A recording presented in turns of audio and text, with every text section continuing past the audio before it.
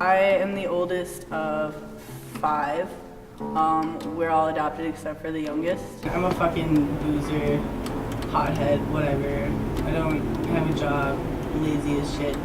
My mom's crazy. She's really manipulative. She likes to take things from me and make me look like a bad person. And she also really likes to have control over everything that happens. When I was about 16 or 17, me and my dad got in this really big fight, and I was like, fuck this, I'm never going home again. I ended up moving into the van and stuff, and my mom tried to call the police and say that I stole it because it wasn't on my name and shit like that, but eventually, they took pity on me and they were like, alright, whatever, do your thing. Try to park so it's in the shade, but there's just some times where you'll wake up and the sun will be coming through here. It's so hot, drenched in sweat. Worst way to wake up. Some of the best places to park are Walmart, Cub Foods, or in a neighborhood, where there's other cars parked on the street. And in a van like this, you got plenty of curtains so people can't look in, and people don't usually know that I'm sleeping in it. They just see a van parked out on the street. Finding a place to shower and wash your clothes. That's the most difficult thing ever. I mean, I'm pretty used to my own filth. Sometimes I don't realize how bad I smell. Pot, booze, coke, opium, meth, acid. I totally fell in love with acid. I've had heroin-based ecstasy. What other drugs are that? Mushrooms, PCP, synthetic PCP. Everything just kind of goes pew. Bunch of painkillers, every kind of painkiller you can think of. 30 Benadryl pills, uppers, downers, screamers, laughers. I don't know, I went through a phase where I did a lot of prison tattoos, and I got some of these crappy whatever. Van parties. Van parties are the funnest thing about living in a van. You get a bunch of other hobos, and they all hang out in your van and drink booze all night, and then pass out on the floor, and it's cool. So, gave us a drink of his hobo juice and stuff. It was cool, but then he ended up stealing this chick's phone who was really nice to us, and I was like, that's mean, I wasn't gonna tell on him or anything because he would have stabbed us, Apparently they dragged me out on the lawn and hosed me off with a garden hose and shit, and then dragged me back in and covered me with a bunch of blankets. We went and took them into the backyard and arranged them in the yard. Go to the train bridge and check out some sweet jumps and shit, that sort of stuff. While we were walking across there, one of those slow daytime trains comes by, and I'm like, oh sweet. I mean, I'd hopped freights a whole bunch before. I showed him the first time, I hopped on and got off and whatever, and I was like, see, that's how you do it. And I was gonna hop on for real and head out. But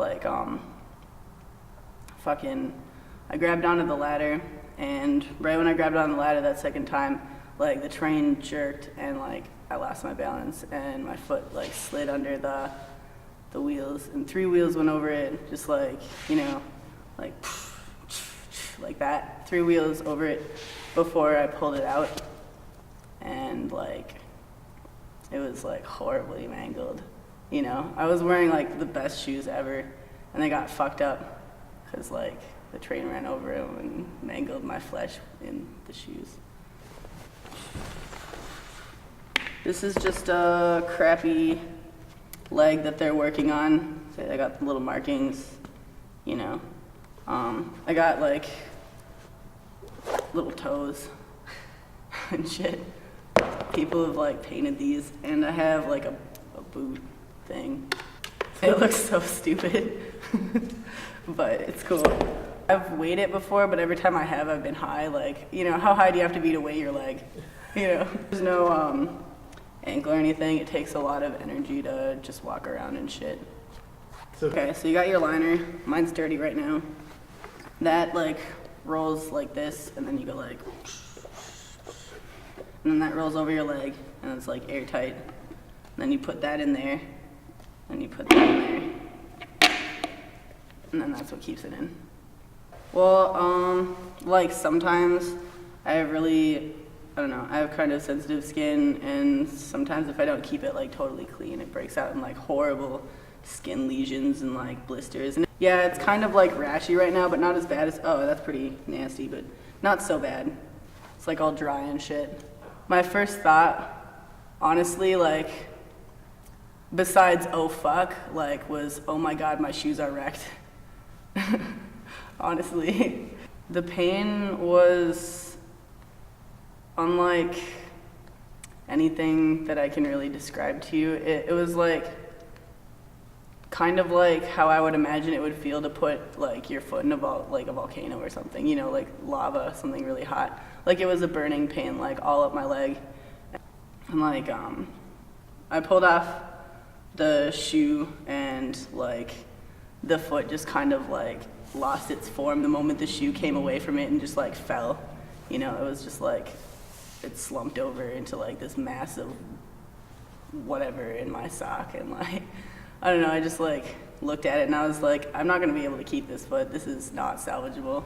Like I knew it right away, and I was just like, you know, I came to terms with it like right there, like on that spot, and just was like, all right. So I wrapped up my leg in my flannel and just like sat there and put my legs over the edge of the bridge.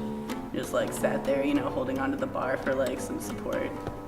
And it wasn't bleeding too bad because the pressure of the train running over it like pretty much sealed it like a bag of skin, you know. What they do is when they amputate a limb, they salvage the nerves, because like, I don't know what happens when they don't. I think sometimes they do, but you take the nerves and you like, you know, put all the nerves that were in your foot and like push it all up into one spot. So like I can still feel where my toes would be.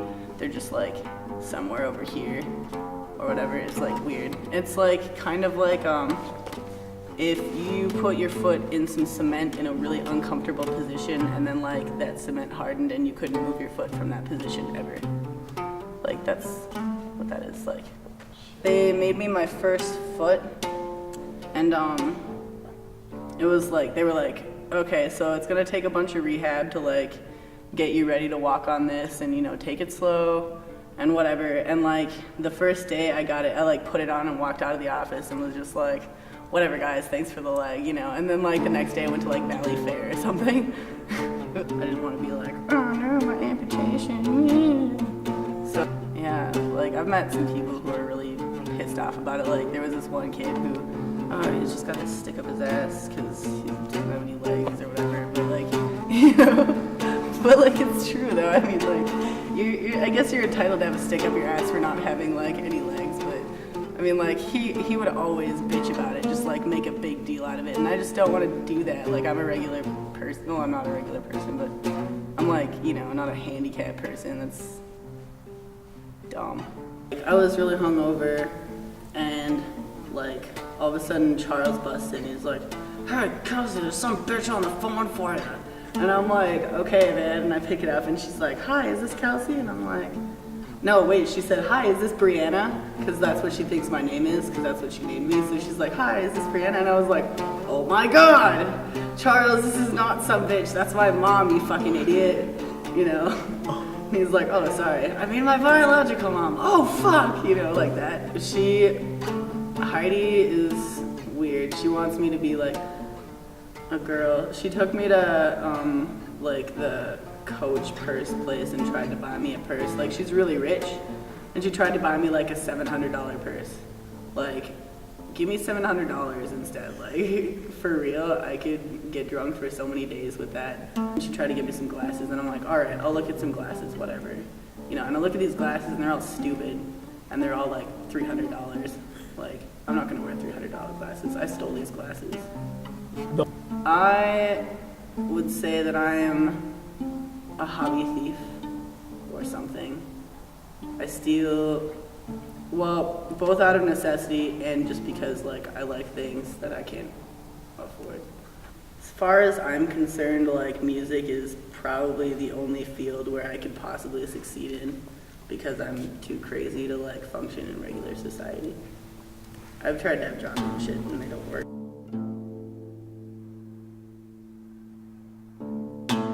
Say any immortal words, I would say